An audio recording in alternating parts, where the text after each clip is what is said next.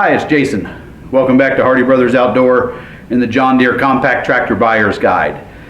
Today I plan on talking about the rear blade and really just attachments for the back to use for spreading material. So you got a number of options. You can use a land plane, you can use a rear blade, you can use a box blade, and just going to talk a little bit about those, give you a few pointers and some things to think about. I'm back in the barn again. This is episode 7. We've got 6 others if you haven't seen them, but I'm back in the barn trying to stay out of the wind. I hope that hope it's working and we don't get a lot of wind noise. If there's some wind noise, my apologies. But I'm going to kick this off the way we've kicked off each attachment, talking about use cases. Think about how you plan on using a rear blade.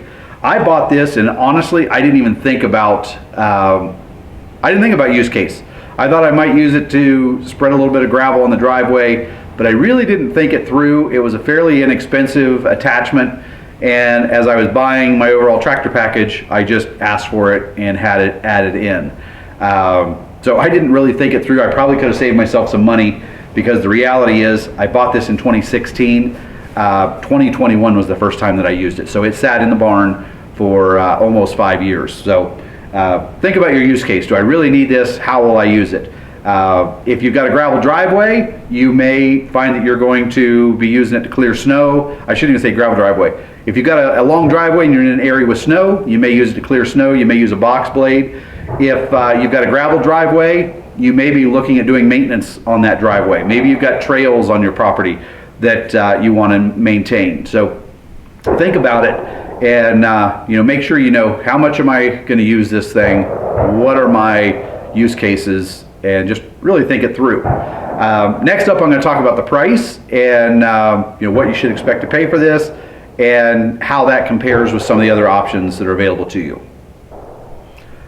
Okay, so as I mentioned, I didn't think a whole lot about my use case on this, and part of that was because of the price. That it was not an expensive attachment. I just decided I was going to throw it in so I'd have it in case I needed it. The John Deere, or the Frontier 2060, what is it? Rear blade 2060L is about $600. So if you go to buy it new, it's around $600.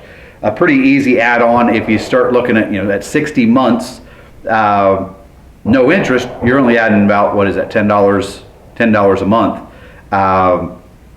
to add that blade. So it was kind of a no-brainer for me.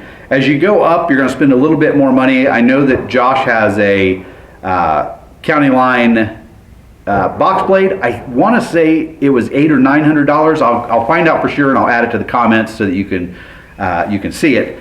But it's a little bit more expensive. I'm sure if you went with a Frontier box blade, you'd probably be looking at $1,200 or $1,300. I'll look up that price as well and post it here so that you have that information. But they're not terribly expensive. If you think you're going to use it, it's an easy add-on. I'll talk at the end, when we talk about negotiation tips, about what you might expect to pay for one of these. That if the list price is $600, how much can you get away with negotiating, and what can you get it for? But next, I'm going to talk about things you should be asking the dealer when you're talking to the dealer about making this purchase. Okay, so I don't know if you can hear in the background, but we've got a range close by where they shoot trap on the weekends or on Sunday afternoons. So they're at it right now, so you might hear some gunshots in the background. So you're talking to your dealer, and this is a pretty simple attachment. There's not a whole lot of questions that you have.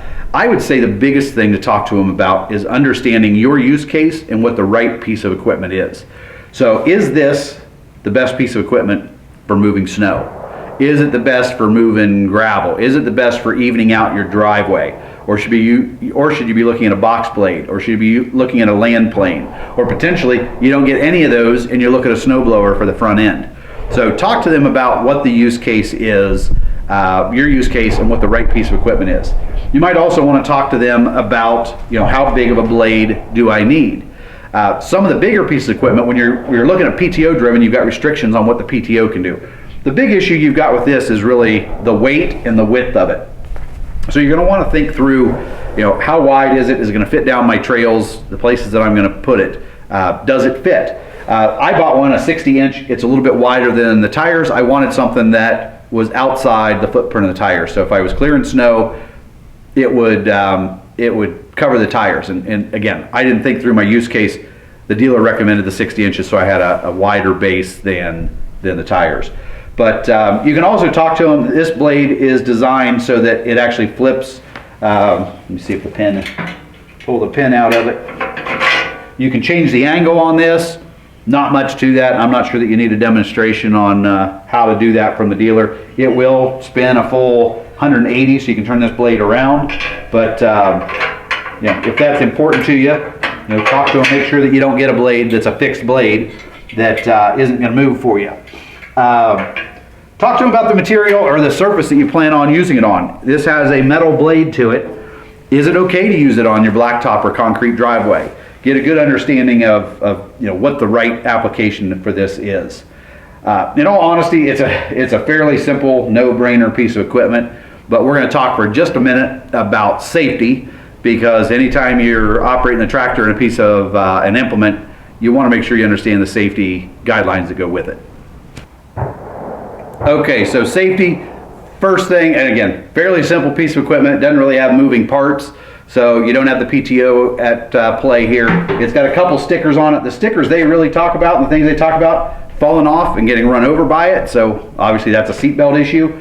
I've got the blade up while I'm talking. I wanted to make it very visible, but having it up in the air, it is a crushing hazard that, if the hydraulics would come down and you were under it or a foot was under it, it would hurt you pretty good. It is, it's not really heavy, but it's heavy enough to do some damage.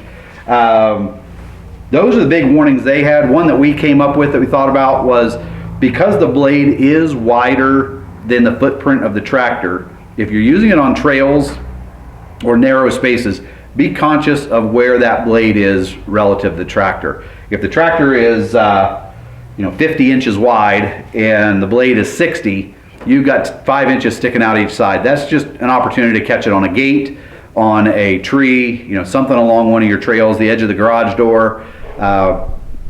Your clearance is outside the footprint of the tractor, so be aware of that. For the most part, not a lot of safety issues.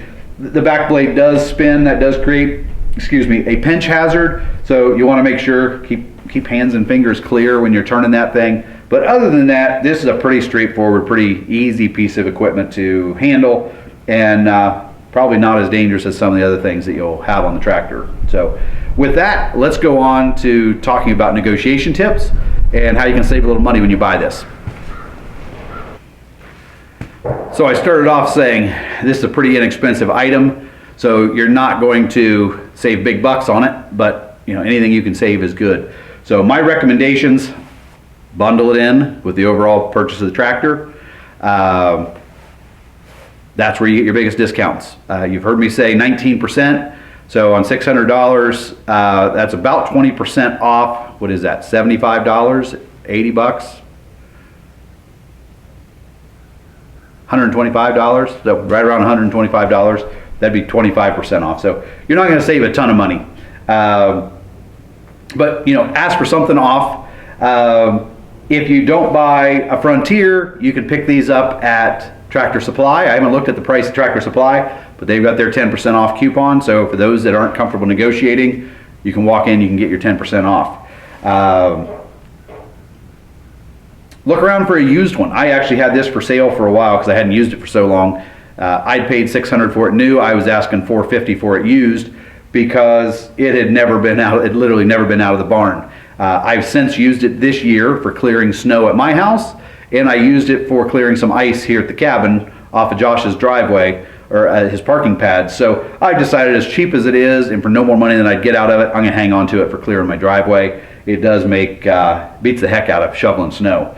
So my tip for negotiation, ask for 20% off. Be content if you get 10 to 15% off. You're not gonna save a ton of money, but always ask for something. So, and as I always say, ask for a hat. See if they'll throw in a hat. So that's all I got for today. The last video we plan on creating is one about the post hole digger. So keep an eye out for that. I'm not sure how soon we'll get to that one, but it's coming. If you have questions, leave us a question. If this was worthwhile to you, hit like, share it with your friends, and subscribe to our channel. Remember what we always say, outdoors is always in season, so get outside and do something. Thanks for joining and have a great day.